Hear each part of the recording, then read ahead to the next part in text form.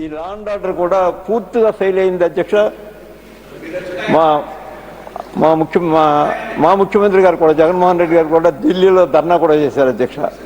Law and order ఎంతవరకు fail అయింది అధ్యక్ష?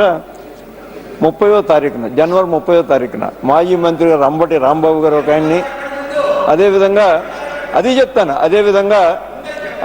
అధ్యక్ష మరో మంత్రి గారిని జోగి రమేష్ గారిని 1వ తారీఖు నిన్నటి రోజున మరి ఇంటికి వెళ్ళి ధర్నా చేయడమే కాకుండా ఇల్లు తగలబెట్టారు, వాళ్ళు కారులు తగలబెట్టారు.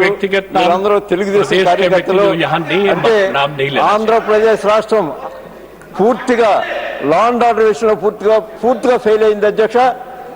గవర్నర్ పరిపాలన పెట్టడానికి గ్రౌండ్ అంతా ప్రిపేర్ చేసి ఉంచారు అధ్యక్ష. వాళ్ళు గవర్నర్ పాలన పెట్టడానికి పూర్తిగా ప్రిపేర్ చేసి ఉంచారు అధ్యక్ష.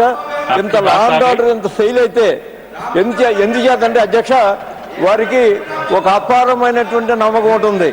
కేంద్ర ప్రభుత్వం మా యొక్క సహకారాలతో ఉంది, అక్కడ నిలిచి ఉంది కాబట్టి మేము ఏం చేసినా చెల్లుతుందని ఒక దృఢమైనటువంటి తప్పుడు అభిప్రాయం వారు ఉన్నారు అధ్యక్ష.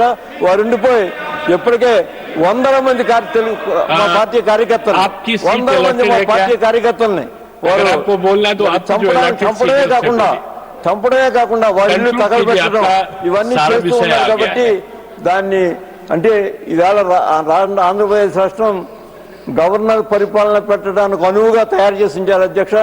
ఏదో రోజు ప్రధానమంత్రి గారిని ఒక 6 నెలల గవర్నర్ పరిపాలన పెట్టమండి, లా అండ్ ఆర్డర్ పీస్ఫుల్గా ఉంటుంది అధ్యక్ష. లేకపోతే ఆంధ్రప్రదేశ్ రాష్ట్రంలో మీరు చూసే ఉంటారు అధ్యక్ష, మీరు కూడా టీవీలో 2 రోజుల నుంచి ఇళ్ళు తగలబెడుతూ ఉన్నారు, వాళ్ళు కార్లు తగలబెడుతూ ఉన్నారు, వాళ్ళు కనబడితే చంపుతారు కూడా. ఆ విధంగా కొంతమంది చంపారు కూడా.